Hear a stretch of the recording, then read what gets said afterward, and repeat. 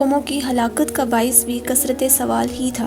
اسلام میں بہت زیادہ کوشچننگ کو پسند نہیں کیا گیا، اور نبی صلی اللہ علیہ وسلم نے فرمایا ہے کہ بے شک اللہ تمہارے لیے 3 باتیں پسند نہیں فرماتا: بلا وجہ کی گفتگو، مال کو ضائع کرنا، اور بہت زیادہ سوال کرنا۔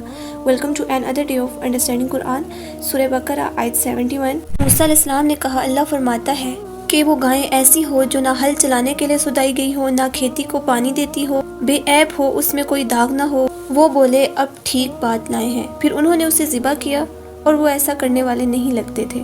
ان کے سوال پر گائیں کے مطلوبہ اوصاف مزید بتائے گئے۔ اگر وہ پہلی باری حکم کو ایکسیپٹ کر لیتے تو انہیں ان سب چیزوں کی ضرورت پیش نہ آتی۔ ذلول ذل سے ہے، مینز ایسی گائیں جو اپنی مالک کی فرما بردار ہو وہ ذلول ہوتی ہے۔ جیسا حکم دیا جائے وہ ویسے ہی کرتی ہے۔ جو زمین پر ہل نہ چلاتی ہو، نہ ہی اس پر پانی ڈویا جائے، اور ہر نقص عیب سے پاک ہو۔ اس پر نہ کوئی لنگڑا پن ہو، نہ کانوں میں کوئی کٹ ہو، اور نہ اس کے سینگوں میں کوئی عیب ہو۔ اس کے رنگ میں بھی کوئی نشانی نہ ہو، یعنی کہ کسی رنگ کا بال نہ ہو۔ ایک دم سے بالکل صاف ستھری، خوبصورت اور جوان گائیں ہوں۔ ان اوصاف کو بیان کرنے کا مقصد کیا تھا کہ اب کوئی سوال باقی نہ رہے۔ انہوں نے کہا کہ اب تم حق لے کر آئے ہو۔ یہاں پر ایک سوال پیدا ہوتا ہے کہ کیا پہلے حق نہیں آیا تھا؟ پیغمبر کیا حق کے سوا کوئی بات کرتے؟ کیسا مزاج ہے، یہ سوچ کے بھی انسان کو ہرٹ فیل ہوتا ہے۔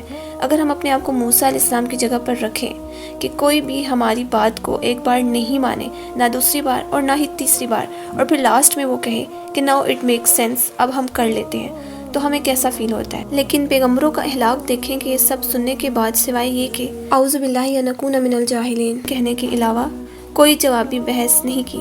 آخر کار ٹال مٹول کرنے کے بعد انہیں گائے مل ہی گئی تو انہوں نے پھر سے اسے ذبح کیا، کیونکہ اللہ تعالیٰ کا فرمان تھا۔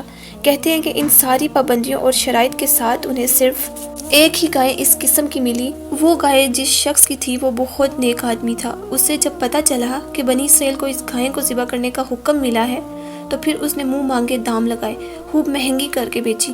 یہ بھی روایات میں آتا ہے کہ اس نے کہا، گائے کو ذبح کر کے اس سے جو کھال اترے گی وہ ساری سونے کی بھر کر مجھے دی جائے گی، تب میں دوں گا اس شرط پر۔ تو پھر انہوں نے قیمت ادا کی۔ اور بنی اسرائیل کے اندر ایک عادت تھی کہ وہ شرعی احکامات سے قرار حاصل کرتے تھے۔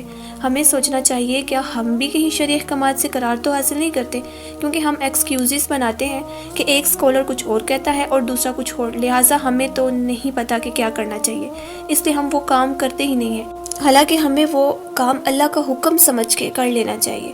ابو ہریرہ رضی اللہ تعالیٰ عنہ کہتے ہیں کہ رسول اللہ صلی اللہ علیہ وسلم نے ہمیں خطبہ دیا اور فرمایا، لوگوں تم پر حج فرض ہے، بس تم حج کرو۔ ایک آدمی نے سوال کیا، کہا ہر سال حج فرض ہے؟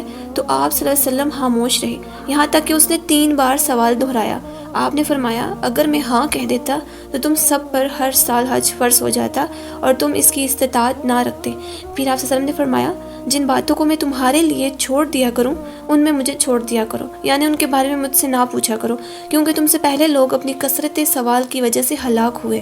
وہ اپنے نبیوں سے سوال کرتے تھے، جب میں تمہیں کسی چیز کا حکم دوں تو حسب استطاعت اسے اپنا لو، جب کسی چیز سے تمہیں روک دوں تو رک جایا کرو، یعنی سمینا و اطعنا۔ قرآن مجید میں سورہ المائدہ کی آیت 101 اور 102 میں بھی اسی بارے میں ہے، جس میں ایمان والوں کو کثرت سوال سے منع کیا گیا ہے، اور اسی طرح بال کی کھال اتارنے والے لوگ نبی صلی اللہ علیہ وسلم کے نزدیک نہایت ناپسندیدہ لوگ ہیں۔ نبی کریم صلی اللہ علیہ وسلم نے فرمایا، بے شک قیامت کے دن میرے نزدیک سب سے زیادہ محبوب اور میرے قریب بیٹھنے والے لوگ وہ ہیں جو تم میں بہترین اخلاق والے ہیں، اور بے شک سب سے زیادہ ناپسندیدہ اور دور بیٹھنے والے لوگ وہ ہیں جو زیادہ بولنے والے، زیادہ باتیں کرنے والے، بلا سوچے سمجھے اور بغیر احتیاط کے بولنے والے اور تکبر کرنے والے۔ زیادہ باتیں کرنا، بے سوچے سمجھے بولنا، احتیاط نہ کرنا، تکبر کرنا، یہ ساری بد اخلاقیاں ہیں۔ اب بات یہ بھی نہیں کہ انسان خاموش رہے، انسان بات کرے لیکن ضرورت کے مطابق۔ انسان کے اسلام کی خوبصورتی یہ ہے کہ ان باتوں کو چھوڑ دے جن سے اس کا مطلب نہیں ہے، جس میں کوئی نفع مند علم حاصل ہی نہ ہو۔